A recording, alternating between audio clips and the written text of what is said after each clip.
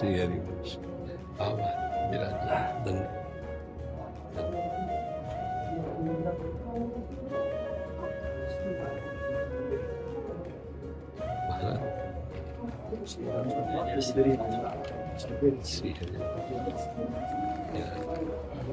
तिलपल वाले सूरदास आश्रम गोवर्धन वहां से हैं।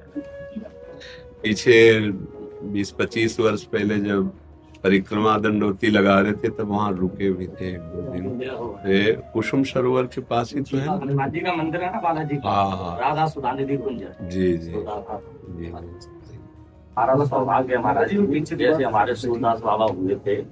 अरे वो तो गुरुजन है, हम तो उनकी जूठन भी नहीं है। नहीं। और आज आप तो हम जैसे आपको देखकर बालकों का सौभाग्य है या हमारी संप्रदाय ऐसे से महापुरुष जो है। इसमें केवल हित महाप्रभु का उनका बल है, उन्हीं का प्रकाश है। क्योंकि तिनका जैसे है ना, कभी कभी वायु के प्रभाव से बहुत ऊंचाई पर जो बैठ जाता है तो तिनके में कोई उड़ने की सामर्थ्य नहीं होती, वो वायु के संग से। तो ये बिस्तरे सब जग विमल कीरति साधु संगति नाटरे बास वृंदा विपिन पावे सिराधिका जो कृपा करे। ये केवल हरिवंश हरिवंश हरिवंश, ये कृपा का खेल है। यहाँ और कोई सिद्धि काम नहीं करती, ये प्रेम देश है, यहाँ केवल कृपा काम करती है। तो हमारी महारानी जू, हमारी स्वामिनी हित सजनी जू, उन्हीं का कृपा प्रसाद सब चल रहा है। हम सब उन्हीं के हैं, उनकी कृपा समुद्र की धारा में अटखेलियां लेते रहे थे। राहुल जी महाराष्ट्र से। श्री हरिवंश। महाराज जी आपके चरणों में कोटि कोटि प्रणाम। महाराज जी भक्ति में अध्यात्म बल और आत्म बल किसे कहते हैं और कैसे बढ़ेगा ये? पहले अपनी जबान शुद्ध करे नाम जप से, एक एक चीज शुद्ध करे ना, जिभ्या से नाम जप करें, राधा राधा राधा राधा राधा राधा राधा राधा। तो हमारे मन की जो दुर्वासना है पहले वो नष्ट हो, जो हमसे पाप कर्म कराती है। जब दुर्वासना नष्ट होती है, मन पवित्र होता है, तब हमको समझ में आता है कि संसार मार्ग से अलग कोई अध्यात्म मार्ग है जो हमारा स्वरूप ही है, कोई अन्य नहीं है। हमारा स्वरूप आत्मा हरिवंश प्रगट परमानंद श्री हरिवंश प्रमाण मनम। हमारी आत्म स्वरूप की जो महिमा गाई गई है वो हमारे इष्ट देव ही हैं, हमारे गुरुदेव ही हमारी आत्मा है।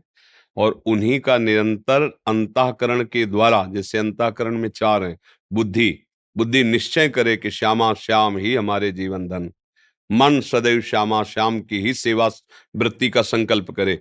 चित्त सदैव उनके रूप का, नाम का, लीला का चिंतन करे। अहंकार सदैव उनके दासत्व में रहे। हमारे माई श्यामा जू को राज, हमसी श्यामा जू के बल अभिमानी, टेढ़े रहे मोहन रसिया सो बोले अटपट बानी। अंतःकरण का जब पूरा का पूरा समर्पण आराध्य देव की तरफ हुआ तो उसी प्रकाश में हम देख पाते अपने स्वरूप को। आत्मा कोई और वस्तु नहीं, मैं ही हूं।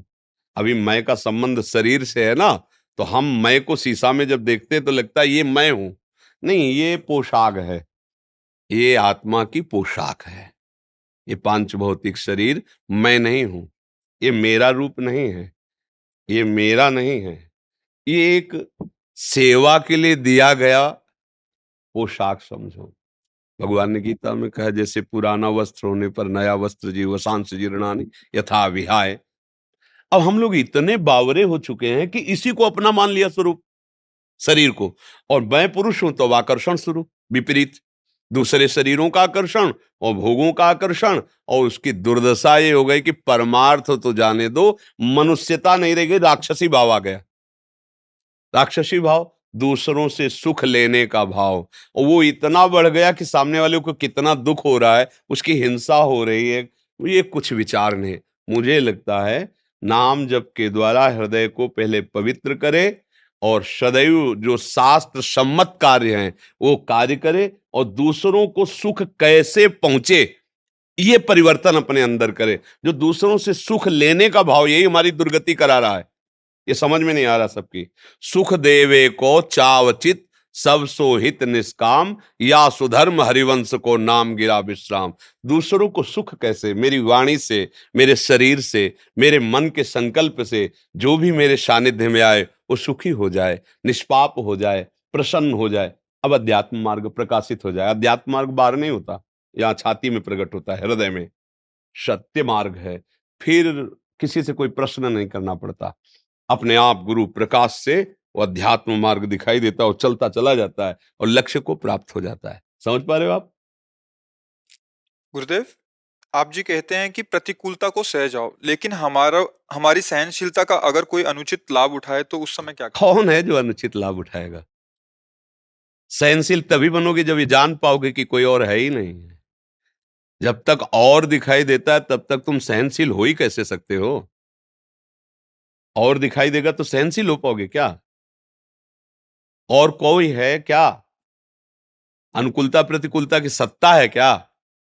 किसी और की सत्ता है क्या? आप जहां बात कर रहे हो ये वृंदावन धाम है, और जिनसे बात कर रहे हो ये वृंदावन धाम के रस की कोई और है क्या?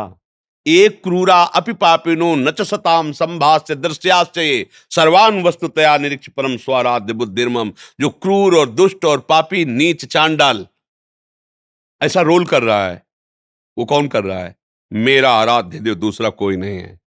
सोचो, तुम्हारा दोस्त है, वो नाटक में क्रूर कर्म करने वाला रोल करे, उसे क्या कहते हैं? हाँ, बिलियल, बिलल। हाँ, हमको पढ़े लिखे कम है। अब आप पहचान जाओगे कि नहीं पहचान जाओगे? नहीं पहचान जाओगे? ये अच्छा, ये तो वो है। अब वो जितना क्रूर कर्म करेगा, अब वो वाह यार वाह, कितना सुंदर अभिनय कर रहा है। लेकिन तुम जानते ना, बहुत प्यारा आदमी है, बिल्कुल नशा नहीं करता, बिल्कुल किसी को दुख नहीं देता। पर क्या अभिनय किया यार, एकदम पूरा। खुश हो जाओगे ना, ऐसे ही भक्त खुश होता है।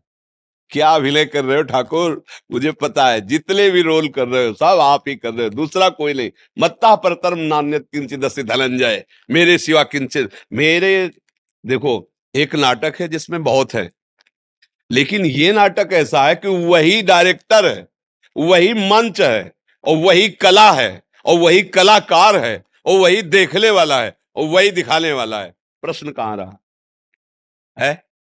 अब इतनी जब अगर ज्ञान वृत्ति नहीं होगी तो अध्यात्म मार्ग में हो ही नहीं, और अध्यात्म मार्ग में नहीं तो सहन करना कोई हलवा खाना नहीं है। दूसरे के द्वारा किए हुए प्रतिकार को, प्रतिकूलता को, अपमान को, तिरस्कार को वही महात्मा, वही साधु, वही भक्त, वही जन सह सकता है जिसका संबंध भगवान से है। नहीं सह सकते, नहीं सह सकते। क्योंकि जब इस समझ में अहंकार को आएगा कि मुझे नीचा दिखाया जा रहा है, तो जो भी पावर उसको समझ में आता है सारा पावर झोंक देगा।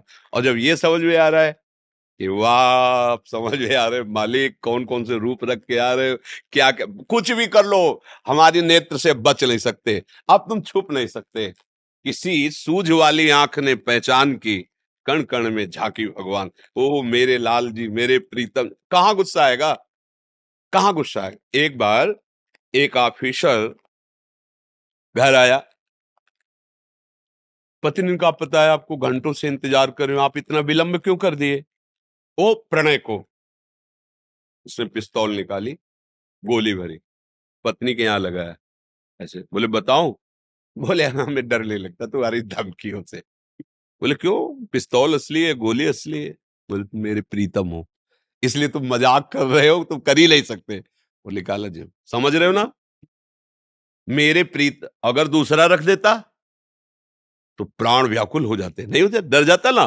तो अगर हम दूसरा देखेंगे तो डर जाएंगे, भय आ जाएगा, क्रोध आ जाएगा, अशांति। और अगर देख रहे हमारा प्रीतम है तो कह रहे ये तेरी पिस्तौल है, सब तेरा केवल खिलवाड़ है, तू कर ही नहीं सकता। क्यों? मेरा प्रीतम है, चराचर जगत मेरा प्रीतम है। अब तो कुछ नहीं कर सकता, कुछ भी रोल कर, कुछ भी स्वांग कर, अब मुझे तो डरा नहीं सकता, क्योंकि गुरु प्रताप से मुझे पता चल गया कि तू ही है। अय छलिया, आज तक तू मुझे विविध रूपों में छलता रहा, अब गुरु के द्वारा दिए हुए नेत्रों से मैं तुम्हें पहचान गया हूं, अब तुम छुप नहीं सकते। बिना ये स्थिति आए सहनशील हो ही नहीं सकते। थोड़ी बात सह सकते हो, लेकिन जब और आगे बढ़ेगी ना तो फिर आप नहीं सह पाओगे। एक सीमा तक तो सह सकते हो, बुद्धि लगा के सहना चाहिए परमार्थ के पथे को, फिर इसके बाद जो उसका स्वरूप आएगा कि अब हो गया, बाद में भजन देख लेंगे, क्षमा मांग लेंगे, पर अब तुम बात बदल जाए। और अगर ये दिखाई दे रहा कि प्यारे है तो ये गुस्से ले आएगी, हंसी आएगी कि कर लो आप ही हो, अब ये जीवन आपको समर्पित है। चाहे आप प्रणाम करो, चाहे आप जूता मारो, चाहे माला चढ़ाओ आप, चाहे आप दंड दो, नाथ मैं तो आपका हूं। अब आप कुछ भी करो, मुझे समझ में आ गया, आपके सिवा को जीत गया। किसका प्रश्न था ये? हाँ, समझ में आ रेला। देखो, परमार्थ को जब तक समझोगे नहीं तब तक कि कोई इसका दुरुपयोग, अरे है कौन जो दुरुपयोग करे। और दूसरे पक्ष में बता देते हैं कि ऐसा कोई पैदा ही नहीं हुआ, अगर लोकवत भाषा में, कि जो गुरुवाणी के अनुसार चलता है, शास्त्र सम्मत चलता है, भगवत आराधना करता है, उसके सामने उसको झुका सके, रौन सके, ऐसा कोई पैदा ही नहीं हुआ। अगर हमसे कोई अपराध हुआ है तो उसका दंड देने के लिए भगवान कोई रूप धारण करके हमें नीचा दिखाएंगे थोड़ी देर, इसके बाद अगर हमारा कोई अपराध नहीं है, हमसे भी गलतियां होती रहती हैं, तो ऐसा हो सकता है। अगर ऐसा नहीं तो कोई ऐसा पैदा नहीं हुआ कि रोम भी झुलसा दे। 5 वर्ष का बालक प्रहलाद और त्रिभुवनपति हिरण्यकश्यप, वो हार गया कि करूं तो क्या करूं इसका, कैसे, मतलब क्या करूं, समझ में नहीं आ रहा उसके, हर कुछ करके हार गया। और वैसे ही मुस्कुराता हुआ प्रहलाद उत्तर देता है, दैत्यराज। पहले पिताश्री कहते थे, जब देखा भगवान का विरोधी है तो दैत्यराज करके संबोधन किया। तुम जिस भगवान को समझना चाहते हो तेरे में है, खड्ग में है, खम्भ में है। प्रहार किया, घूंसे फाड़ के खंभा, ऐसा रूप प्रकट हुए, हम फेंक दिया तलवार और ढाल मूर्छित होके गिर गया केवल देख के। ऐसा भगवान का स्वरूप। तो ये देखो परमार्थ है, इसमें बातों से तो विजय नहीं मिलेगी, इसमें चलना पड़ेगा। नाम जप करो, अच्छे आचरण करो, बुराइयों से बचो, दूसरों को सुख पहुंचाओ, सब में भगवत भाव करो, अभी आनंद आ जाएगा, सारे पाप नष्ट हो जाएंगे। हृदय हृदय जो जलता रहता है वो पाप हैं, वो जलाते हैं। और जब निष्पाप हृदय हो जाता है तो एक फूल जैसा रहता है, एकदम आनंद, एकदम आनंद। क्योंकि हमारा स्वरूप है ना सहज सुख राशि, ईश्वर अंश जीव अविनाशी, चेतन अमल सहज सुख राशि। इंद्रेश जी, गुरुदेव आपके चरणों में दंडवत प्रणाम। गुरुजी, नाम जप से भगवान की प्राप्ति सहज हो सकती है गुरु कृपा से? हरिवंश कृपा हरिवंश कहें, हरिवंश कहें हरिवंश लहें, हरिवंश सुलाभ सदा तिनके, सुख संपत्ति दंपति जो जिनके। आचार्य महापुरुषों ने वाणी में जो लिखा है उसको समझो। भगवान की कृपा से गुरु की प्राप्ति होती है, गुरु की कृपा से नाम प्राप्त होता है, और नाम की कृपा से सब कुछ प्राप्त हो जाता है। सबसे पहले भगवान की कृपा है, वो अव्यक्त परमात्मा तत्व हमें कृपा करता है, हमें मनुष्य शरीर देता है। मनुष्य शरीर दे करके हमारे हृदय में एक लालसा पैदा करता है साधु संग की। हम साधु संग करते तब हमारे अंदर एक जिज्ञासा प्रकट होती है, हमारा कल्याण कैसे होगा, हम सुखी कैसे होंगे। तब वहां से समझ में आता है कि भगवान की आराधना करने से सुख प्राप्त होता है। तो आराधना कैसी होनी चाहिए, उसका स्वरूप क्या है। अब ये गुरु शरणागति की तरफ अंदर प्रेरणा होती है, फिर भगवान गुरु रूप से मिल जाते हैं, और गुरु प्रदत्त नाम और मंत्र के द्वारा वो संपूर्ण भगवत वैभव को प्राप्त हो जाता है। चाहे ज्ञान हो, वैराग्य हो, भक्ति हो, प्रेम हो, योग हो, सिद्धियां हो, जो चाहे। इससे बड़ी सिद्धि क्या हो सकती है कि जो नाम नामी को अधीन कर ले। सुमिर पवन सुत पावन नामू, अपने बस करी राखे रामू। तो जब नाम के द्वारा हम नामी को अधीन कर सकते हैं तो फिर आप इसके आगे और कोई कृपा नहीं हुई। तो सबसे पहले भगवान की हेतु की कृपा, संत समागम, गुरु मिलन और उनके द्वारा प्राप्त नाम मंत्र, और उसके द्वारा परम सिद्धि अर्थात भगवत प्राप्ति। समझ में आ रही। अब उसमें भेद नहीं किया जा सकता कि गुरु कृपा श्रेष्ठ है कि नाम श्रेष्ठ। गुरु कृपा जानते हो किसे कहते हैं? नाम सुकृत धन अपनी जीवन, अतिहित मान देत वरदान। नमो नमो गुरु कृपा निधान। गुरु जी ने कृपा करके अपना जीवन दे दिया। राधा राधा बोलो, राधा वल्लभ श्री हरिवंश बोलो, नाम बोलो, ये गुरु का जीवन है, यही तो गुरु कृपा है। हरिवंश कृपा, हरिवंश कहें। कृपा पात्र का लक्षण क्या है? गुरु के वचन से निकला राम कृष्ण हरि, जो नाम दिया उसी नाम को निरंतर जप रहे, अब हो गई गुरु कृपा। तो गुरु कृपा और नाम दो हुई है क्या? एक ही तो हुआ ना। तो बस उसको हम भेद करके ना देखें। गुरु कृपा नाम है, नाम की कृपा से संपूर्ण वैभव प्राप्त हो जाता है। ज्ञान, वैराग्य, रिद्धि, सिद्धि, प्रेम, सब कुछ बस लगे। नाम पहले अशुभ संस्कारों का नाश करता है, इसलिए अच्छे अच्छे टिक नहीं पाते। ऑपरेशन हो रहा है ना, तो अच्छे अच्छे ये होश में करके ऑपरेशन होता है, बेहोश में करके नहीं। काम क्रोध लोभ मोह मद मत्सर उभाड़ता है अंदर, उसको लगता है जब नाम जप करते हैं तब तो ज्यादा पाप की प्रवृत्तियां आती। इस ये उभाड़ रहा है, वो ऑपरेशन कर रहा है, होश में करके ऑपरेशन कर रहा है। अब उसे कोई सह जाए, यहाँ सह क्या जाए, थिएटर से भाग जाते हैं, ऑपरेशन ही नहीं होने देते, भाग जाते हैं। अगर रुक जाए तो फिर निहाल हो जाए, फिर समस्त विकार रहित होकर काम क्रोध मद मान न मोहा, लोभ न क्षोभ राग नहीं द्रोहा, जिनके कपट दम्भ नहीं माया, तिनके हृदय बसो रघुराया। साक्षात भगवान उसका हृदय में अपना निवास स्थान चयन कर लेते हैं, उसको और कहीं ढूंढना नहीं है, यही मिल जाते हैं। समझ में आ गया? ललित जी मध्य प्रदेश से। श्री हरि बोल। गुरुदेव आपके चरणों में कोटि कोटि प्रणाम। महाराज श्री, जब मैं वृंदावन आता हूँ तो श्री जी को प्रकट भोग नहीं लगा पाता क्योंकि अमनिया प्राप्त नहीं होता, एवं स्वयं तो किसमिस पधराकर पूर्ण भोजन प्रसाद पा लेता हूँ, इससे मन को अधिक ग्लानि होती है। महाराज जी मार्गदर्शन करें। एक श्री जी यहाँ भी बैठे हैं। देखो, अधूरे भगत मत बनो, पूरे बनो। हम बाहर भावना करते हैं काष्ठ मंदिर में या पाषाण मंदिर में मेरी लाडली साक्षात विराजमान है। ये भी लाडली का मंदिर है, यहाँ लाडली लाल विराजमान है। ये वो द्वार है जहां से भोग लगाया जा रहा है, पदार्थ ले रहे एक एक, और ये हमारी सेवा है कि हम सुखद करके लाडली लाल को पा रहे। भजन बन रहा है। एक बार हमने पूज्य सदगुरुदेव भगवान को देखा, ऐसे आरती कर रहे थे लाडली जी की। अब जब पूरी हो गई तो वैसे की, चाहे वो हमें उपदेश देने के लिए ही कर रहे हो, तो हमने प्रश्न की महाराज जी ऐसे उनका सामने भैया यहाँ पे विराज, तो जहां आपको भोग लगाने की सुविधा नहीं लग रही, एक क्षण रुकिए और भाव कीजिए, हे हृदयाराध्य, मेरे हृदय मंदिर में विराजमान प्रिया प्रीतम प्रभु, आप भोग पाइए। अंदर ही अंदर कहने की, बाहर सुनाने की जरूरत नहीं। सभा में बैठे सबके साथ पा रहे, एक क्षण रुको, वो भोग लग रहा है। नारायण या गौर श्याम को हृदय निकुंज बसइये, हृदय रूपी निकुंज में प्रिया प्रीतम विरा, बिल्कुल उनका चिंतन किया, पा रहे तो मानो हम प्रिया प्रीतम का भोग। ये शरीर मंदिर है। जब तक हम गलत भोग भोगते हैं ना, तब तक देहाभिमान के कारण इसकी निंदा की जाती है। नहीं, ये भी भगवत स्वरूप ब्रह्म स्वरूप हो जाता है। जो परम पवित्र आचरण करके भजन करते हैं ना, उनका शरीर भगवत स्वरूप हो जाता है। उनके छूने से, उनके देखने से पाप नष्ट हो जाते हैं। संत दरस जिमि पातक टरे। तो संत का मतलब है जो भगवंत में निरंतर चित्त को जोड़ता है, अंतर रहित निरंतर भगवदाकार वृत्ति, वो उसका शरीर भी पावन हो गया। देखो, महाराष्ट्र में श्री कबीर दास जी महाराज एक बार संत दर्शन के लिए गए, तो कंडा थापती थे, क्या जनाब भाई, तो उनके कंडे किसी ने चुरा लिए थे। तो वो कह रही थी मेरे वो कंडे हैं। उनका तुम्हारे कंडे की पहचान क्या है, क्योंकि सब कंडे एक जैसे। तो उनका हमारे कंडे को कान में लगा के देखो, बिट्ठल बिट्ठल आवाज आती होगी।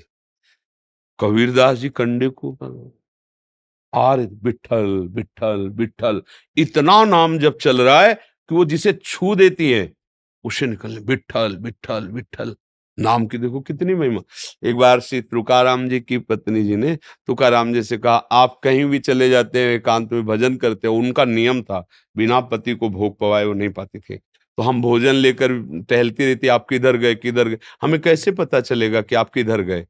तो उनका चौराहे पे कान रखना, और जिस दिशा से भूमि से निकले विट्ठल विट्ठल विट्ठल, मैं उसी दिशा में बैठा मिलूंगा। कितना प्रभाव, जहां चरण रख देते हैं तुकाराम जी, उस दिशा से निकलता है विट्ठल विट्ठल विट्ठल। एक बार एक मकान बन रहा था, तो एक भक्त का शरीर पूरा हो गया, भगवान की लीला होती है। तो कई सब सेवा कार्य करने वाले मकान, उन्हीं में सब, तो बहुत दिनों बाद निकाले तो हड्डियां मिली। तो बोले पता कैसे चले कि किनकी हड्डी? बोले उन भक्त की हड्डी कान में लगा के देखो, उनसे आवाज आती होगी, नाम की आवाज आती होगी। नाम सच्चिदानंद रोम रोम में बस जाए। ये शरीर इसलिए गंदा माना जाता है, गंदे आचरण करते हैं हम। और गंदा आचरण बंद कर दो तो आप भगवान के अंश हैं, और ये पंच महाभूत भगवान के द्वारा ही प्रकट किए, आप भगवत स्वरूप हो जाएंगे। नहीं कहते अरे उनको तो देखने से ऐसा लगता है साक्षात प्रभु है, ऐसा लगता है, क्योंकि प्रभुमय हो गए। पापाचरण का त्याग, धर्म से चलना, भगवत चिंतन प्राण, तो सारी शक्तियां उनमें जागृत हो जाती है। इसलिए हमें चाहिए धर्म युक्त चले, पवित्र भाव रखें, खूब नाम जप करें, किसी को और कुछ जानने की जरूरत नहीं, सब पता चल जाएगा अंदर। बस ये बात हम दिमाग में रखें। अपने लोग क्या सोचते हैं कि हम कहीं चलें, कोई हमें आशीर्वाद दे दे। आपको सच्ची बताते हैं, मतलब आंतरिक बात, अगर किसी के आशीर्वाद से मंगल होता सबका, तो संतों का हृदय आप पढ़ नहीं सकते, जो भगवत मार्ग में चले। उनका हृदय अनंत माताओं जैसा दुलार लिए होता है कि सब जगत के प्राणी आनंदित रहे, किसी को कभी रोग ना हो, कोई दुखी ना हो, और सब भगवान के लाडिले, सबको प्रियालाल दुलार करें। पर हमारे चाहने से नहीं होगा, आपकी चाह।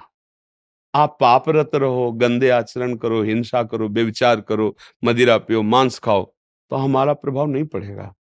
हमारा प्रभाव तब पड़ेगा जब आप डालना चाहें, ये त्यागो, ये त्यागो, तो आपको प्रतिपल महसूस होगा कि संत कृपा हमें कैसे उठा रही, गुरु कृपा हमें कैसे उठा रही। और एक दिन ऐसा आएगा कि जैसा यहां वैसा वहां हो जाएगा, जैसा हृदय में चल रहा है वैसे ही आपके हृदय में चलने। तब अपने समान आप उस सरिस चाहें सब, कि नारद जी के लिए आया है, आप उस सरिस चाहें सबके ना। खूब भजन परायण, जीवन का परम लाभ राधा राधा राधा, एक श्वास भी खाली न जाने पाए, नहीं घाटा हो जाएगा। 50-60 वर्ष आप खूब धन कमा लो और आपकी अंतिम श्वास हो और कह दो कि मैं पूरी संपत्ति देता हूं, एक श्वास और बढ़ा दो, नहीं बढ़ेगी। 50-60 वर्ष के समय में जो श्वासें खर्चा की जिस धन के लिए, उसी धन से आप एक श्वास नहीं खरीद सकते हो। बोलो कितनी कीमती श्वासें तुमने बर्बाद की। तो राधा राधा राधा, अब तुम्हारी श्वास सार्थक है। शरीर से सेवा करो, शरीर से और कार्य करो, निरंतर नाम जप करो। अरे जी, आप दिल्ली में 4-5 गुरुद्वारे हैं, उनके चेयरमैन हैं पूरे, जो उनको सारी व्यवस्था आप ही देखते हैं। हमें बहुत सुख मिलता है जैसे आप लोगों के दर्शन करने से, बहुत सुख। गुरु निष्ठा और वाणी, गुरुवाणी निष्ठा, इसको हम नमन करते हैं। मतलब आप लोगों की जो गुरु निष्ठा और गुरुवाणी निष्ठा है ना, हम उसको बहुत आदर देते हैं। हम सबसे यही कहते हैं कि सीखो कि गुरुवाणी का कैसे आदर किया जाता है। चंवर दुलार है, ग्रंथ शाह भी हमारे सब कुछ है, परमेश्वर है, हैं। अब उसके प्रति हमारा भाव जितना जगेगा ना, तो वही वाणी हम पर प्रकाशित होगी। खूब भंडारा सेवा भी करते हैं हमारे जो पूरा उधर। हाँ, नहीं, इन जनों में संत सेवा का बहुत। जब हम गंगा किनारे भ्रमण करते थे, तो जैसे हम बैच का वहां मिला, जैसे बैचना, हाथ जोड़ करके प्रणाम करके ऐसे प्यार से ले जाना, और ऐसे पवाला कि जैसे रिश्ते संबंध हमारे पुराने हो, ऐसे भाव से पवाला। तो ये वाणी जी का आदेश भी है। हाँ, ये गुरुवाणी जी का आदेश है। हाँ, आदेश है कि आप संत सेवा, हाँ, ऐसा भाव बहुत अच्छा लगा है जी।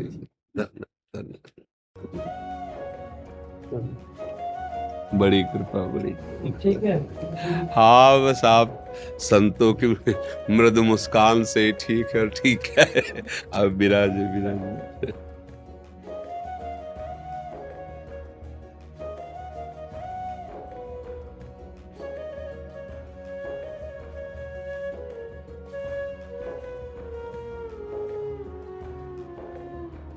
आज तो कैसा है? बस कृपा से चल रहा है, श्री जी की कृपा से।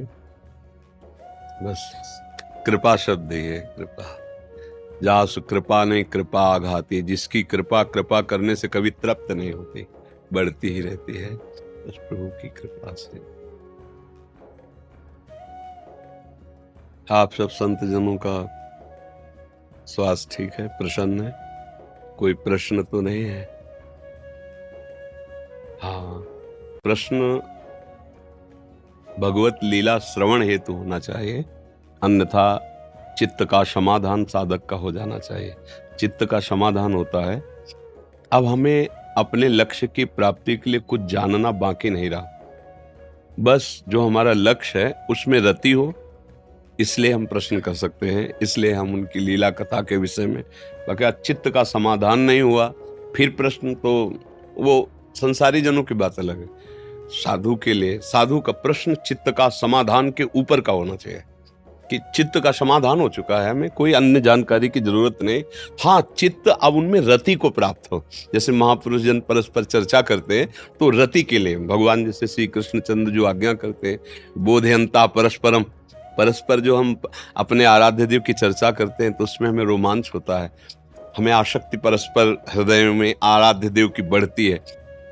वो तुष्यंति च रमन्ति च, वो उसी में आनंदित होकर संतोष प्राप्त करता है और उसी में रमण। ये हम संतों का आहार है।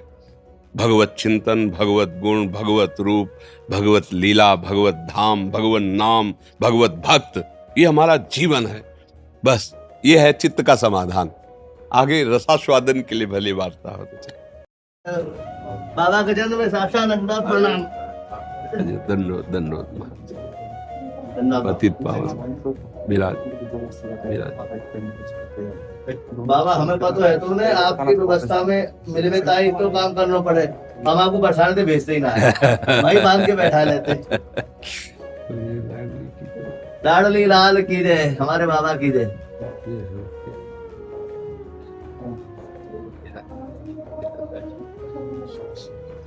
सुनो मेरी प्रिया जी की प्रिया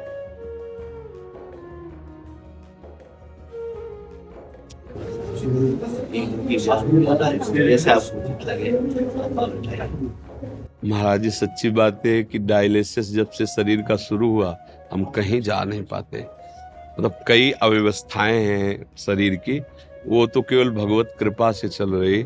इसलिए कभी आप कहें तो कोई और आ जाए कि इनका प्रसाद दे दीजिए, या कभी आप आए ले आए।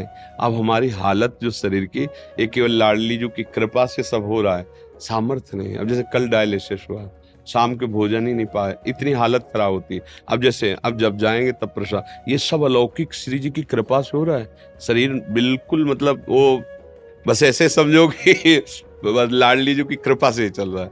हम बस इसके बाद इतने शिथिल हो जाते हैं, जहाँ निकलते बस जाके लेटे रहते हैं, अपना जो चिंतन चलता है, जाने लायक कहीं नहीं रह गए शरीर की।